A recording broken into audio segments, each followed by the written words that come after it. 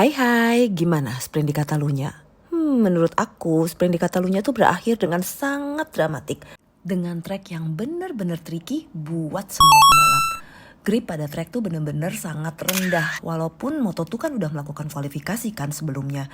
Dan tentunya udah meninggalkan karet ban di aspal gitu kan. Tapi sepertinya masih belum cukup tuh untuk membuat grip yang meningkat pada saat sprint MotoGP. Sehingga membuat track tuh khususnya di awal-awal bener-bener sangat licin. Yang pertama terjatuh adalah Raul Fernandez. Jadi Raul yang memimpin, dia tuh memulai dari posisi 3 terus memimpin balapan harus terjatuh. Raul mengatakan sebenarnya secara motor semua baik-baik aja, tapi sayangnya dia melakukan sedikit kesalahan. Tetapi kalau komen dari beberapa pembalap yang ada di belakangnya Raul, mereka tuh semua rata-rata mengatakan sepertinya Raul mengendari motor itu sangat lebih cepat daripada yang seharusnya sehingga nggak bisa bertahan lama. Selanjutnya yang jatuh adalah Brad Binder. Dia juga jatuh saat memimpin balapan. Dia juga mengatakan sebenarnya dia ngerasa nggak ada kesalahan yang dia lakukan. Tapi ya hanya sedikit keluar dari line, sedikit bergeser sudut di tikungan. Dan dengan kondisi track seperti itu ya membuatnya terjatuh. Dan yang paling gak disangka adalah Pecco Bagnaia yang juga harus terjatuh saat memimpin. Pecco sendiri sih mengatakan bahwa dia tuh justru gak nge-push motornya. Dia justru ngerasa oke, gapnya udah cukup jauh, jadi aku harus ngurangi nih gitu kan untuk melambatkan laju motornya. Tapi justru itu yang membuatnya terjatuh. Dan ketika dilihat di data, terlihat bahwa Pecco tuh memang mengurangi kecepatan dan malah menyebabkan ban mengalami perubahan tekanan. Dan itu membuatnya kehilangan grip. Aduh sayang banget gak sih? Jadi saat ini Pecco ada di posisi 4 di klasmen sementara. Dan jatuhnya Pecco itu membuat Alex Espargaro yang sudah memiliki selisih kurang lebih 0,6 detik ya jadi menang dong, bener gak sih? Aduh seneng deh aku. Apalagi setelah dia memutuskan untuk pensiun di akhir tahun ini. Dan terus dia menang, abis gitu dia juga di pole position. Kayaknya komplit banget deh kebahagiaan. Semoga besok juga kayak gitu ya. Jadi Alex mengatakan bahwa pada awalnya dia memang sempat tertinggal tuh. Tapi dia tetap tenang aja dan dia punya rencana bahwa nanti di 6 lap, setelah 6 lap baru dia akan mulai menyerang. Karena dia ingin memanage bannya supaya bisa sampai ke garis finish dengan baik. Dan ternyata ya bener aja dia menang tuh. Dan yang ada di posisi 2 secara mengejutkan kembali dimiliki oleh Marc Marquez yang pada saat kualifikasi tuh bahkan gak bisa lolos ke Quito. Membuatnya mulai balapan di posisi 14. Tapi tetap dong finishnya di podium 2 di sprint ini. Dan membuatnya berada di posisi kedua juga di klasmen sementara.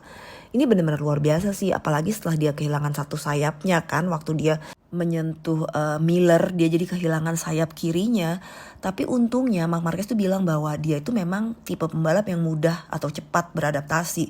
Jadi dia bisa langsung mikir dia harus gimana nih, apa yang harus dia rubah. Walaupun Marc mengakui sejujurnya itu benar-benar tricky dan susah banget. Dan Marc juga menjelaskan kenapa dia waktu di kualifikasi itu jelek. Jadi dia tuh baru ngelihat dari data dan dia sadar bahwa dia tuh bisa mengeluarkan potensi motor dengan lebih baik ketika menggunakan ban yang udah kepake ketimbang dengan yang ban baru. Jadi untuk besok Marc sih optimis ya bahwa dia mungkin bisa di top 5 atau bahkan podium, tetapi dia gak menargetkan menang. Karena dia bilang di sprint ini emang dia di podium 2, tapi kan ada 3 pembalap yang tadinya memimpin jatuh. Kalau enggak ya berarti kan dia ada di posisi 5. Gitu sih, dia emang cukup realistis ya.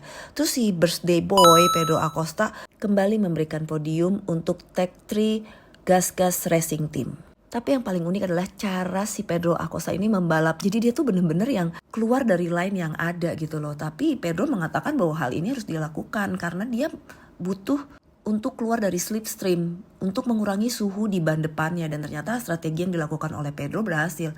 Marc juga bilang nih yang awalnya dia di belakang Pedro. Terus dia ngelihat keunikan tersebut, dia tuh coba mengcopy line yang digunakan Pedro. Tetapi Marc menyadari bahwa oh itu bukan gaya saya tuh gitu loh. Si pemimpin klasmen Jorge Martin hanya finish di posisi keempat. Dia menjelaskan bahwa dia tidak memiliki perasaan yang nyaman dan yakin pada motor. Dia berharap besok akan bisa menemukan perasaan yang lebih baik terhadap motor. Dua pabrikan Jepang, Honda dan Yamaha yang baru aja selesai melakukan tes di Mugello memang membawa beberapa hal-hal baru. Yamaha menggunakan fairing baru dan tapi ternyata tidak terlalu berpengaruh banyak. Walaupun Alex Rins mengatakan fairing ini membuat dirinya bisa menemukan ritme yang cukup baik.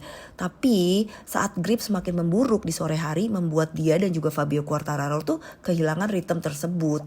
Dan sayangnya mereka mengatakan bahwa mereka juga sekarang kehilangan kecepatan saat di tikungan. Sedangkan Honda mencoba beberapa trik nih. Jadi Johann Zarco menggunakan aero baru, sedangkan mesin baru digunakan oleh Mir dan Luca Marini.